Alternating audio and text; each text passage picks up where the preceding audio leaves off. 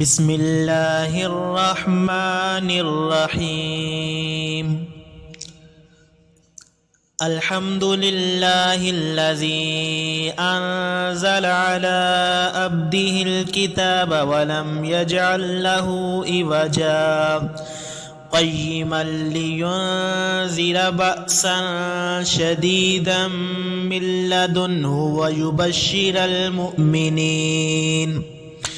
ويبشر المؤمنين الذين يعملون الصالحات أن لهم أجرا حسنا ماكثين فيه أبدا وينذر الذين قالوا اتخذ الله ولدا ما لهم به من علم ولا لآبائهم كبرت كلمة تخرج من أفواههم إن يقولون إلا كذبا فلعلك باخع نفسك على آثارهم إن لم يؤمنوا بهذا الحديث أسفا إنا جعلنا ما على الأرض زينة لها لنبلوهم أيهم أحسن عملا وإنا لجاعلون ما عليها صعيدا جرزا أم حسبت أن أصحاب الكهف والرقيم كانوا من آياتنا عجبا إذ أوى الفتية إلى الكهف فقالوا ربنا آتنا من لدنك رحمة وهيئ لنا من أمرنا رشدا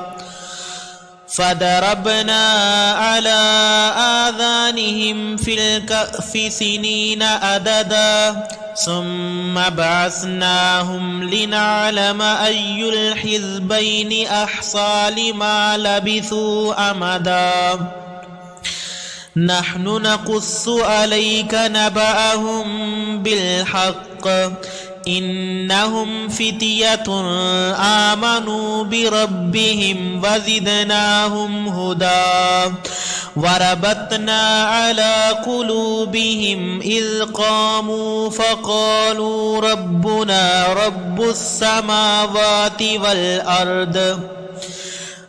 السماوات والأرض لن ندعو من دونه إلها لقد قلنا إذا شططا هؤلاء قومنا اتخذوا من دونه آلهة لولا يأتون عليهم بسلطان بين فمن أظلم ممن افترى على الله كذبا وإذ اعتزلتموهم وما يعبدون إلا الله فأووا إلى الكهف ينشر لكم ربكم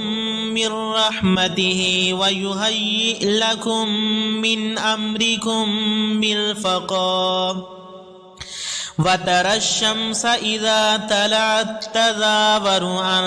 كهفهم ذات اليمين وإذا غربت تقرضهم ذات الشمال وهم في فجوة منه ذلك من آيات الله من يهد الله فهو المهتد ومن يضلل فلن تجد له وليا مرشدا وتحسبهم أيقاظا وهم رقود ونقلبهم ذات اليمين وذات الشمال وكلبهم باسط ذراعيه بالوسيد لو اطلعت عليهم لوليت منهم فرارا ولملئت منهم رعبا وكذلك بعثناهم ليتساءلوا بينهم قال قائل منهم كم لبثتم قالوا لبثنا يوما أو بعد يوم قالوا ربكم أعلم بما لبثتم فابعثوا أحدكم بورقكم هذه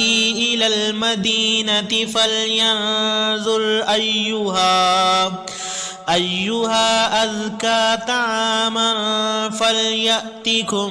برزق منه وليتلطف ولا يشعرن بكم أحدا إنهم إن يظهروا عليكم يرجموكم أو يعيدوكم في ملتهم ولن تفلحوا إذا أبدا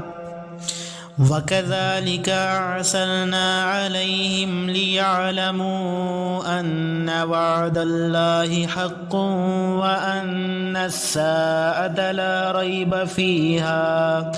إذ يتنازعون بينهم أمرهم فقالوا ابنوا عليهم بنيانا ربهم أعلم بهم قال الذين غلبوا على أمرهم لنتخذن عليهم مسجدا سيقولون ثلاثة رابعهم كلبهم ويقولون خمسة سادسهم كلبهم رجما بالغيب ويقولون سبعة وثامنهم كلبهم قل ربي أعلم بعدتهم ما يعلمهم إلا قليل فلا تمار فيهم إلا مراء ظاهرا ولا تستفت فيهم منهم أحدا ولا تقولن لشيء إني فاعل ذلك غدا إلا أن يشاء الله واذكر ربك إذا نسيت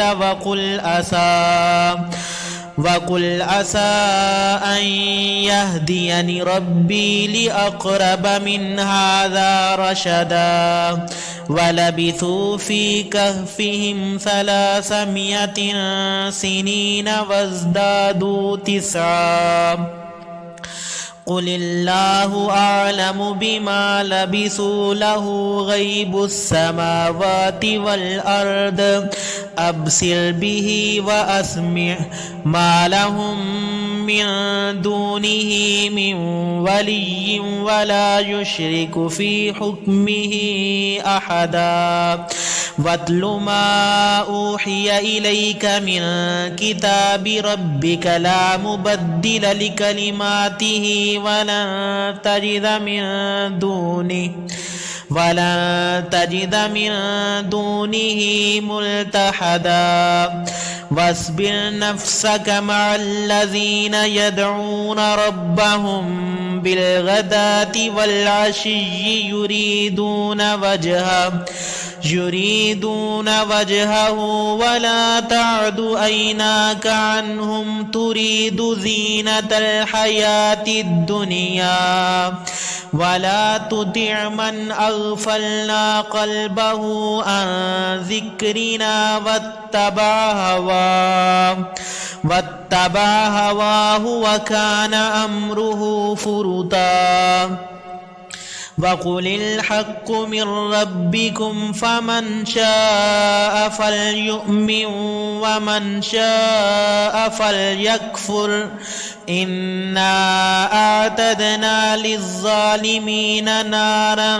أحاط بهم سرادقها وإن يستغيثوا يغاثوا بماء كالمهل يشوي الوجوه بئس الشراب وساءت مرتفقا إن الذين آمنوا وعملوا الصالحات إنا لا نضيع أجر من أحسن عملا أولئك لهم جنات عدن تجري من تحتهم الأنهار يحلون فيها من أساور من ذهب ويلبسون ثيابا خضرا من سندس واستبرق متكئين فيها على الأرائك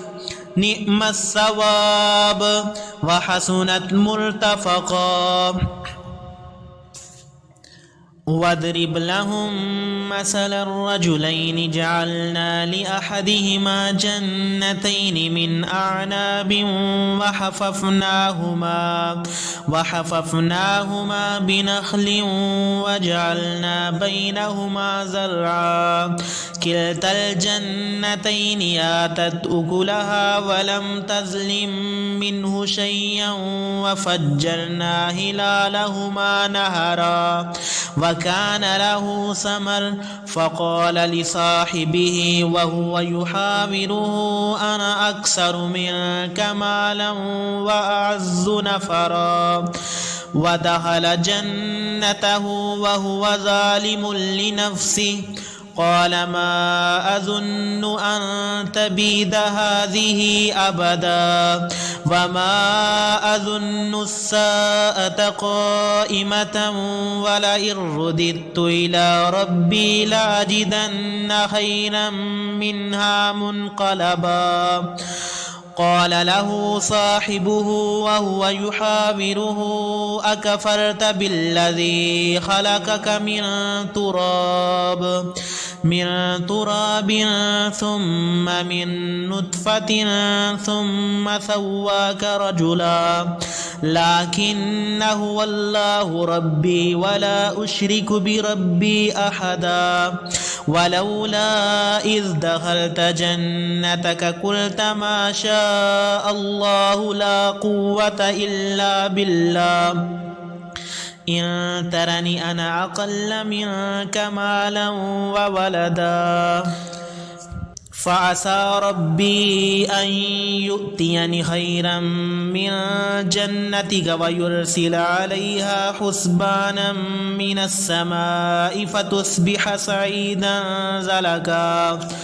أو يصبح ماؤها غورا فلن تستطيع له طلبا وأحيط بثمره فأصبح يقلب كفيه على ما أنفق فيها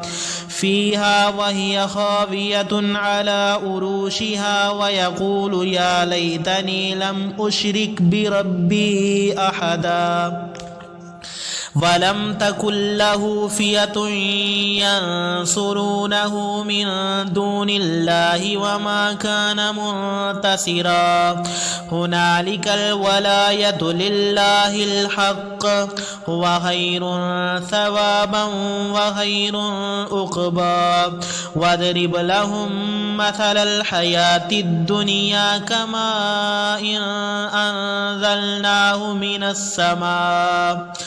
من السماء فاختلط به نبات الأرض فأصبح هشيما تذروه الرياح وكان الله على كل شيء مقتدرا المال والبنون زينة الحياة الدنيا والباقيات الصالحات خير عند ربك ثوابا وخير أملا ويوم نسير الجبال وترى الأرض بارزة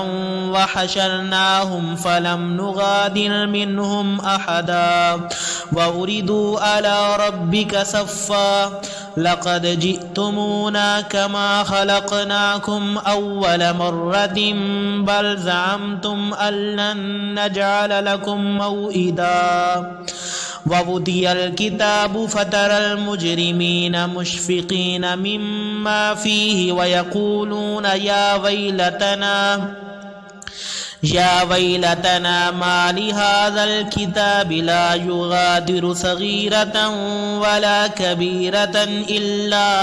أحصاها ووجدوا ما عملوا حاضرا ولا يظلم ربك أحدا وإذ قلنا للملائكة اسجدوا لآدم فسجدوا إلا إبليس كان من الجن ففسق عن أمر ربه أفتتخذونه وذريته أولياء من دوني وهم لكم عدو بئس للظالمين بدلا ما أشهدتهم خلق السماوات والأرض ولا خلق أنفسهم وما كنت متخذ المضلين عضدا ويوم يقول نادوا شركائي الذين زعمتم فدعوهم فلم يستجيبوا لهم وجعلنا بينهم موبقا ورأى المجرمون النار فظنوا أنهم مواقعوها ولم يجدوا عنها مصرفا ولقد صرفنا في هذا القرآن للناس من كل مثل وكان الإنسان أكثر شيء جدلا وما منع الناس أن يؤمنوا إذ جاءهم الهدى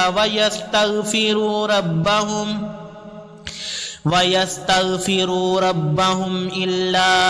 أن تأتيهم سنة الأولين أو يأتيهم العذاب قبلا وما نرسل المرسلين إلا مبشرين ومنذرين ويجادل الذين كفروا بالباطل ليدحضوا به الحق واتخذوا آياتي وما أنذروا هزوا ومن أظلم ممن ذكر بآيات ربه فأعرض عنها ونسي ما قدمت يداه إنا جعلنا على قلوبهم أكنة أن يفقهوه وفي آذانهم وقرا وإن تدعهم إلى الهدى فلن يهتدوا إذا أبدا وربك الغفور ذو الرحمة لو يؤاخذهم بما كسبوا لعجل لهم العذاب بل لهم موعد لن يجدوا من دونه موئلا وتلك القرى أهلكناهم لما ظلموا وجعلنا لمهلكهم موئدا وإذ قال موسى لفتاه لا أبرح حتى أبلغ مجمع البحرين أو أمضي حقبا فلما بلغ مجمع بينهما نسيا حوتهما فاتخذ سبيله في البحر سربا فلما جاوزا قال لفتاه آتنا غداءنا لقد لقينا من سفرنا هذا نصبا قال أرأيت إذا وينا إلى الصخرة فإني نسيت الحوت وما أنسانيه إلا الشيطان أن أذكره واتخذ سبيله في البحر أجبا قال ذلك ما كنا نبغي فارتدا على آثارهما قصصا فوجدا عبدا من عبادنا آتيناه رحمة من عندنا وعلمناه من لدنا علما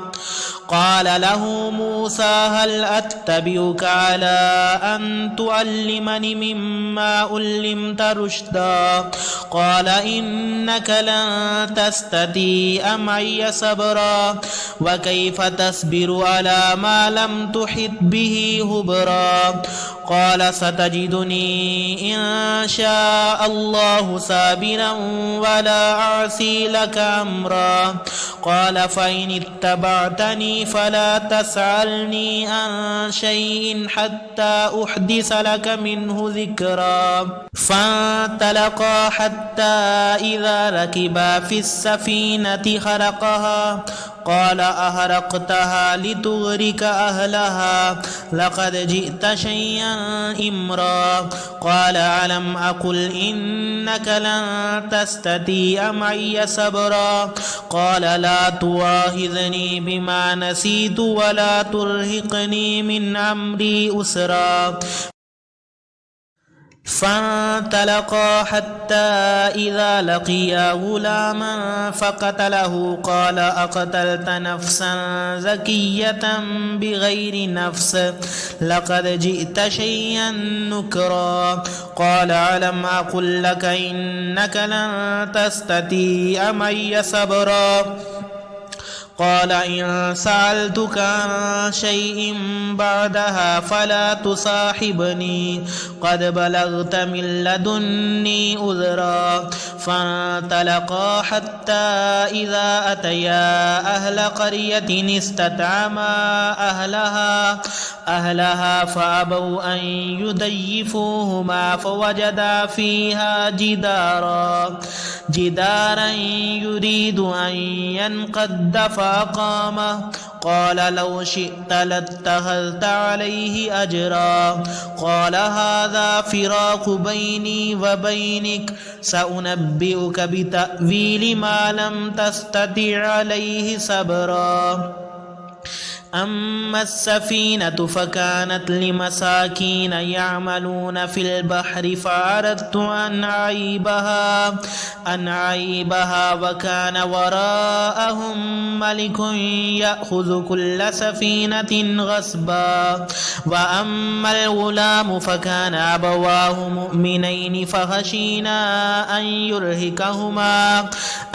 يرهقهما طغيانا وكفرا فأردنا أن يبدلهما ربهما خيرا منه زكاة وأقرب رحما وأما الجدار فكان لغلامين يتيمين في المدينة وكان تحته كنز لهما وكان أبوهما صالحا فأراد ربك أن يبلغا أشدهما ويستخرجا كنزهما رحمة من ربك وما فعلته عن أمري ذلك تأويل ما لم تستطع عليه صبرا ويسألونك عن ذي القرنين قل سأتلو عليكم منه ذكرا إنا مكنا له في الأرض وآتيناه من كل شيء سببا فأتبع سببا حتى إذا بلغ مغرب الشمس وجدها تغرب في عين حمية ووجد عندها قوما قلنا يا ذا القرنين إما أن تعذب وإما أن تتخذ فيهم حسنا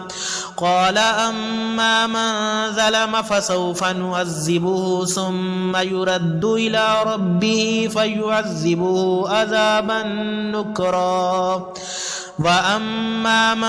آمن وعمل صالحا فله جزاء الحسنى وسنقول له من أمرنا يسرا ثم أتبع سببا حتى إذا بلغ مطلع الشمس وجدها تطلع على قوم لم نجعل لهم من دونها سترا